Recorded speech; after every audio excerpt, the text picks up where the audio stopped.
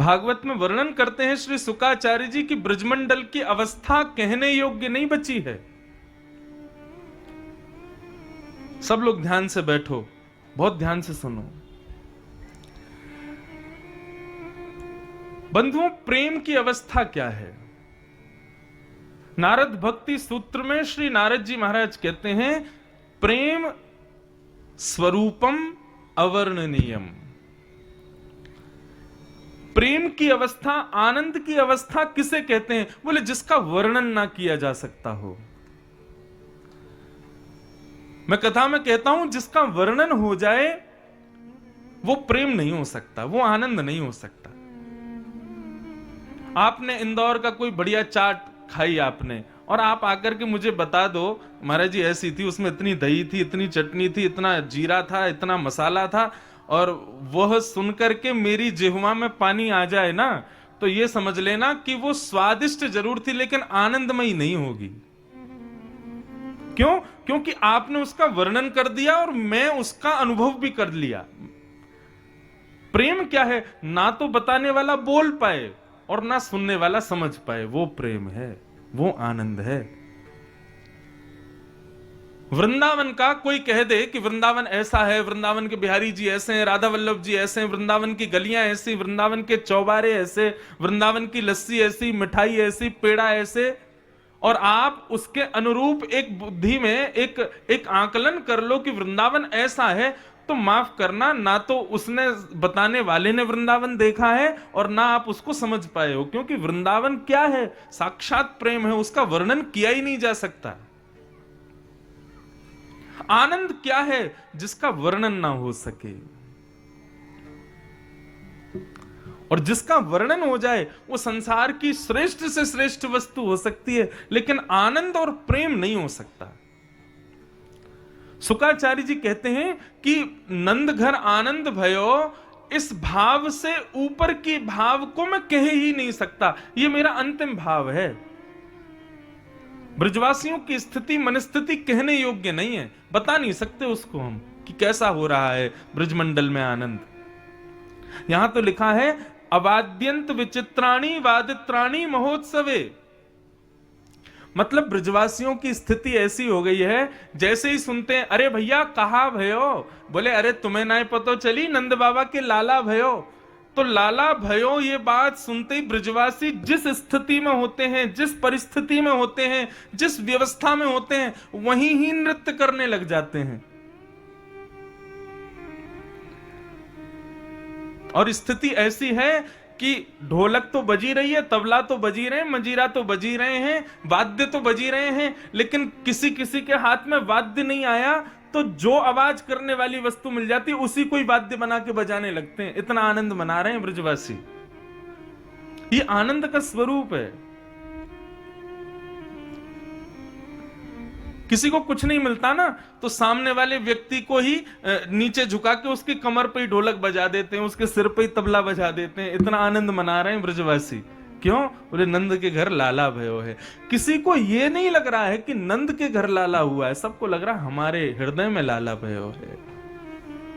ऐसा उत्सव ब्रज में मनाया गया। 1 वर्ष पर्यंत पूरे ब्रजमंडल में ये आनंद उमंग की लहर बहती रही, सब ये उत्सव मनाते रहे।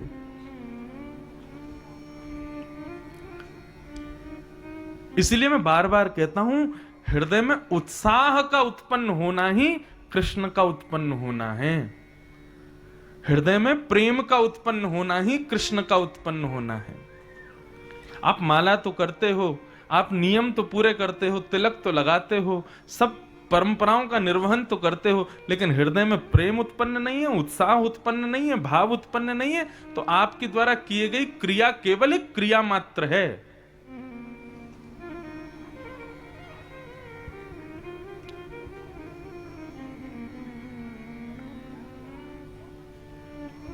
कृष्ण प्रकट हुए। नंद रानी यशोदा और नंद बाबा के आनंद का वर्णन नहीं किया जा सकता। 6 दिन के ठाकुर जी हुए, तब एक राक्षसी वृंदावन में आई जिसका नाम है पूतना। भगवान ने पूतना को भेजा। बहुत ध्यान से सुनिएगा बंधुओं, आज भले ही ब्रज लीला है, बाल लीला है, पर बाल लीला का मतलब केवल आनंद ठाकुर जी क्या क्या लीला कर रहे हैं उसको सुन के प्रसन्न होना मात्र नहीं है, उस लीला से हम क्या सीख रहे हैं यह भी बहुत जरूरी है। बहुत ध्यान से सुनना। पूतना कौन है? पूतना है अविद्या, और कृष्ण कौन है? साक्षात विद्या। अविद्या और विद्या का मिलन होने वाला है। कैसे होगा? वही पूतना की पूरी कथा है। ध्यान से सुनिएगा। कंस ने राक्षसों को बुलाया और सबसे कहा, भैया मेरे शत्रु ने जन्म लिया है, ढूंढो उसको, कहां है? पूतना ने कहा, यह कार्य आप मुझको दे दीजिए। कंस बोले, तुम कैसे जाओगी? रूप बदल के जाऊंगी। बस यही गलती की पूतना ने कि रूप बदल के गई भगवान के आगे। व्यक्ति को चाहिए भगवत सन्मुख जब होवे ना, अपना परिवेश ना बदले। रूप बदलने का मतलब मेरा श्रृंगार से नहीं है, रूप बदलने का मतलब स्वभाव ना बदले। हम संसार को रिझाने के लिए बहुत जल्दी अपना स्वभाव बदल देते हैं तो बड़े क्रोधी, लेकिन सामने वाला रीझ जाए इसलिए दिखाते हैं हम बड़े दयावंत हैं, हम बड़े खुश हैं, हम बड़े प्रसन्न रहते हैं तो बड़े लोभी, लेकिन सामने वाले को रिझाने के लिए ऐसा दिखाते हैं कि लोभ तो हमको स्पर्श भी नहीं करता। हैं तो बड़े ईर्ष्यालु, लेकिन सामने वाले को झूठी झूठी प्रशंसा करके उसके मुख पे कहेंगे हम तो तुम्हारी उपलब्धि में खुश रहते हैं, हम तुम्हारे सबसे बड़े शुभचिंतक हैं, लेकिन अंदर से उसके प्रति भयंकर ईर्ष्या है। ये जो मुखौटा हम लोग अपने मुख पे लगाते हैं ना, इसी को पूतना कहते हैं। जब वृंदावन धाम आओ, जैसे हो ठीक है, मैं ईर्ष्यालु हूं, मैं कामी हूं, मैं क्रोधी हूं, मैं लोभी हूं, मैं मोही हूं, जैसा हूं प्रभु आपका हूं, उसी रूप में सन्मुख जाओ, स्वयं को बदल के। मैंने पहले दिन ही कहा, वंशी ही क्यों धारण करते हैं ठाकुर जी? क्योंकि वंशी अपने स्वरूप को छुपाती नहीं है, जैसा स्वरूप है, जैसा स्वभाव है, उसको प्रकट कर देती है। पूतना अति सुंदर बनकर के गई वृंदावन। पूतना को कैसे पता चला कि ठाकुर जी कहां है? उसको पता नहीं चला। वो 10 दिन के अंदर जितने बालकों ने जन्म लिया सबके घर जाती है, बालकों को बधाई देने के माध्यम से, खिलाने के माध्यम से अपनी गोद में लेती है, चुपके से अपना पयोधर पान करा देती है। पयोधर में विष लगा होता है, उसको पीते ही बालक मर जाता है। इस प्रकार असंख्य बालकों को मारते हुए पूतना गोकुल पहुंची। अब देखो अविद्या किसको कहते हैं, ध्यान से सुनना। सब ब्रजवासी क्या कर रहे हैं? नंद घन आनंद भयो जय कन्हैया लाल की। सबकी आंखें ठाकुर जी को देख रही हैं, सबकी जिह्वा ठाकुर जी का कीर्तन कर रहे हैं, सबका देह नृत्य कर रहा है ठाकुर जी के उत्सव में। मतलब सब भक्ति युक्त हैं। परंतु जैसे में प्रवेश करती है, अपनी रूप माधुरी से, अपने तिरछे कटाक्ष नयनों से, अपने पैरों के पायल की झंकार से, अपने सुकोमल स्वरूप से, जो कि उसका वास्तविक नहीं है, बना के आई है जबरदस्ती, उससे समस्त ब्रजवासियों को अपनी ओर आकर्षित करने लगी। यही अविद्या है। अब ब्रजवासी गा रहे हैं, नंद घन आनंद भयो जय कन्हैया लाल की। इतने में ही पूतना बगल से निकलती है, तो उसके देह से उत्पन्न होने वाली सुगंधी, उसकी रूप की कांति को देख करके वो ब्रजवासी गाना भूल जाता है, उसको देखने लगते हैं, अरे ये कितनी सुंदर है। किसी से बात करती है तो गोपियां कहती हैं, अरे ये बोलती कितना मीठा है। उसकी गजगामिनी चाल, उसकी चाल को देख करके कितने ब्रजवासी तो लट्टू हो गए पूतना पे। कई तो ये खोजने निकल गए, देखो तो सही इसका ब्याह हुआ कि नहीं हुआ हो तो हम अपना नंबर लगा लें। इतनी सुंदर बन के गई पूतना। बंधुओं, यही अविद्या है कि व्यक्ति भगवत भाव में तल्लीन है और उस तल्लीन भाव में कोई आकर के भगवत भाव से उसको विमुख कर दे, अपनी ओर आकर्षित कर दे, वही पूतना है। अब चाहे वो आपका मोबाइल फोन हो, चाहे वो आपका फेसबुक हो, इंस्टाग्राम हो, व्हाट्सएप हो, संसार की कोई भी अपनी ओर आकर्षित करने वाली वस्तु हो, संसार में जब लगे हो तब कोई भी बुलावे कोई दिक्कत नहीं, लेकिन जब आप कथा सुन रहे हो, आप भजन कर रहे हो, आप ठाकुर जी का दर्शन कर रहे हो, लेकिन उस स्थिति में आपका मन कहीं और चला जाए, ठाकुर जी की कथा से हट जाए, तो उस वस्तु को ही पूतना मानना, वही पूतना है। मेरा स्वभाव है कि मैं बड़े धैर्यवंत होकर कथा सुनाता हूं। मुझे कथा में बिल्कुल भी कोई आवाज भी करता है ना, मेरे से नहीं होती फिर कथा, फिर मैं समय निकालता हूं। अगर सब शांति से बैठे हैं, कोई हिले ना डुले ना, कोई उठे जाए ना, तो कथा अपने आप निकलती है। लेकिन जैसे ही कोई डिस्टरबेंस आता है ना, मेरा मन विचलित हुआ नहीं, मैं उसको साक्षात पूतना के रूप में ही देखता हूं, फिर वो चाहे फिर कोई राजनेता ही क्यों ना हो। अब हमारे मुदगल जी आते हैं, लेकिन मंच पर कब आएंगे? जब कीर्तन होगा, क्योंकि उनको पता है कि कथा के बीच में नहीं जा सकते, वो अपने भाव में हैं।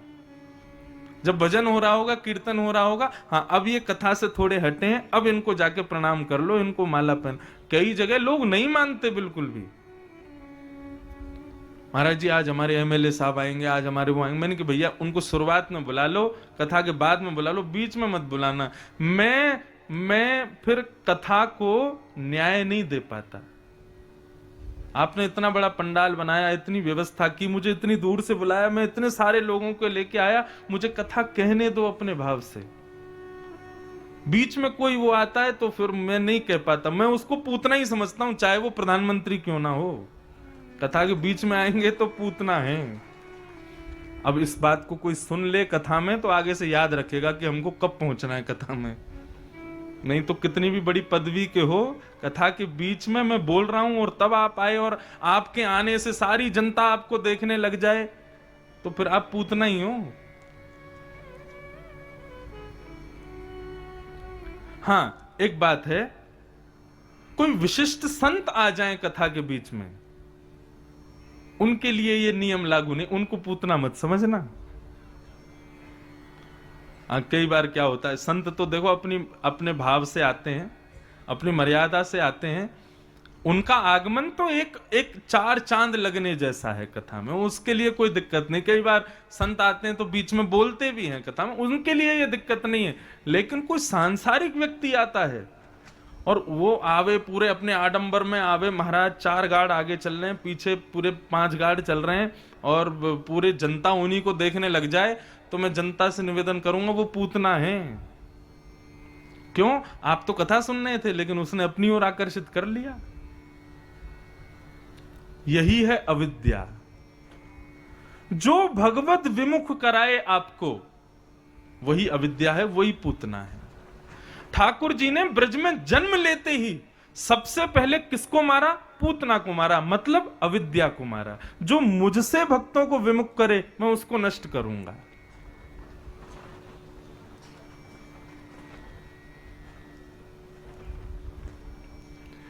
पूतना आई, पूतना के रूप को देख करके सब मोहित हो गए, सब उसकी चाल, उसके ढाल, उसके नेत्र, उसके रूप, उसके स्वर, सब उसी पर मोहित हैं। इतने में ही पूतना प्रवेश करती है और कुछ गोपियों से पूछती है, अरे बहन जरा यो बताओ ये नंद भवन कहाँ को है? तब गोपियां तो एक बार को स्तब्ध हो गई, उत्तर ही नहीं दे पा रही थी, उसके रूप पर इतनी मोहित हो गई।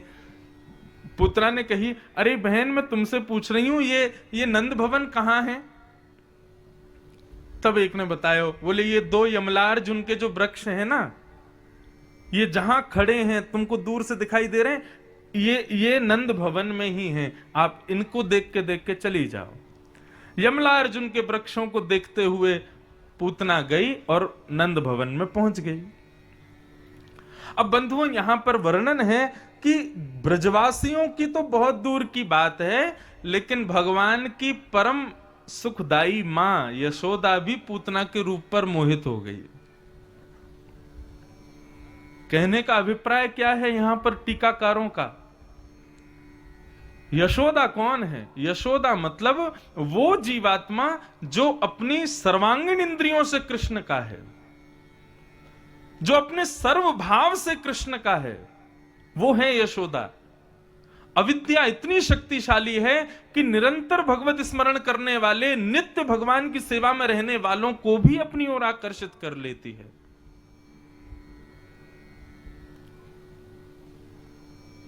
इसके आकर्षण से बचा नहीं जा सकता। एक ही उपाय किया जा सकता है, क्या? जब कभी भी कथा सुन रहे हो, जब कभी भी ठाकुर जी की सेवा कर रहे हो, जब कभी भी ठाकुर जी का दर्शन कर रहे हो, उस समय में अविद्या रूपी कोई भी वस्तु यदि आपको अपनी ओर आकर्षित करे, आकर्षण जाएगा, लेकिन वो आपको ही सेल्फ कंट्रोल करना पड़ेगा।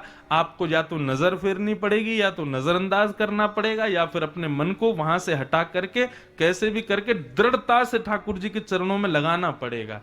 वही संभव है, नहीं तो अविद्या इतनी शक्तिशाली है कि इससे कोई नहीं बचा। अविद्या कौन है? संसार की माया,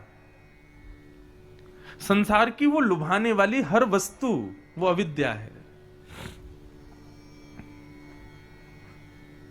अच्छा, अविद्या कब तक है? जब तक हरि सन्मुख नहीं हुई है।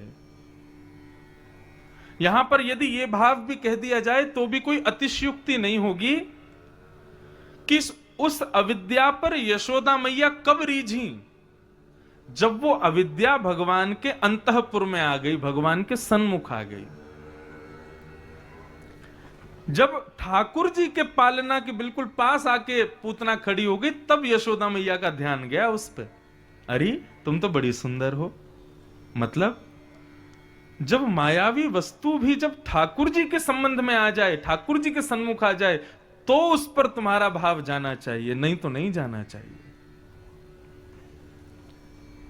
जैसे ही पूतना आई, के आते ही यशोदा मैया ने कहा, इतनी सुंदर। अरे विधाता, यदि इस पूतना की भी कोई बालिका होगी ना, तो इस सुंदरी की भी कोई बालिका होगी भी ना, तो मैं अपने लाला को वही से ब्याह करा दूंगी। क्यों? मैया इतनी सुंदर है तो बालिका कितनी सुंदर होगी। भगवान मनी मन विचार करने लगे, बोले मैया, जिनको तुम हमारी सासू मां बनाना चाह रही हो, मारने आई हैं हमको। पूतना ने अपनी रूप माधुरी से, अपनी वाणी से मैया को भी रिझा लिया। मानव का एक स्वभाव है, बंधुओं बहुत ध्यान से सुनिएगा, हम लोगों का सामने वाले के प्रति विश्वास दृढ़ कब होता है? उसके रूप को देख करके और उसके पहनावे को देख करके। परंतु ये हमारी गड़बड़ी है, ये हमारी गलती है। शास्त्र आज्ञा करते हैं, किसी भी व्यक्ति पर विश्वास करने के लिए 3 बातों का ध्यान रखो। पहला नेत्रम, दूसरा वक्त्रम, तीसरा विकारेण। सबसे पहले तो उसके आंखों की गंभीरता को देखो। ज्यादा चतुर तो नहीं है, ज्यादा चपल तो नहीं है, ज्यादा मटकती तो नहीं है इधर उधर। यदि गंभीर हैं, धीर हैं, तो वो संबंध बनाने योग्य है, तो वो विश्वास के योग्य है। दूसरा वक्त्रम, बोलता क्या है, कैसे बोलता है, क्या कहता है। व्यक्ति की ये 3 पहचान है। पहले तो उसके नेत्र, दूसरी उसके शब्द, उसकी वाणी, और तीसरा उसका उठना बैठना, चलना फिरना, उसका विकार शरीर का। ये 3 ही वस्तु हैं जिन पर देख करके सामने वाले पर विश्वास करना चाहिए, ना कि उसके पहनावे से, ना कि उसकी सुंदरता पर। यदि 3 उसके कुशल हैं, अब देखो इतना विवेक तो भगवान ही दे सकते हैं कि आप सामने वाले के नेत्र को पहचान जाओ, आप सामने वाले के वाणी को पहचान जाओ, उसके विकार को पहचान जाओ। इन 3 चीजों पर विशेष गंभीरता से ध्यान देना चाहिए। पता चल जाए कि नेत्र बहुत चतुर हैं, चपल हैं, बहुत मटकते हैं, इधर उधर घूमते रहते हैं, तो समझ जाना कि ये जो है विश्वास का पात्र नहीं है। नेत्र धीर हैं, गंभीर हैं, स्थिर हैं, तो समझो इसका हृदय भी स्थिर है। दूसरा वाणी, बहुत कम बोलता है, लेकिन जब बोलता है तो अच्छा बोलता है, मधुर बोलता है, प्रिय बोलता है, समझो विश्वास के योग्य है। अच्छा, बोलना भी एक कला है। कई लोग इतने होते हैं, वाक पटुता बहुत होती है उनमें। वाक पटुता समझते हैं? वो अपनी अपनी अपनी लच्छेदार वाणी से ही रिझा लेते हैं सामने वाले। इससे भी बचना है। ये ज्यादा वाक पटुता वाले जो होते हैं ना, हर बात का जिनके पास उत्तर होता है, हर बात का जिनके पास में जो है लटके झटके वाले बातों से जो सबके उत्तर देते रहते हैं, ऐसे भी बड़े चतुर लोग होते हैं। यदि यहां कोई बैठा हो तो क्षमा करना।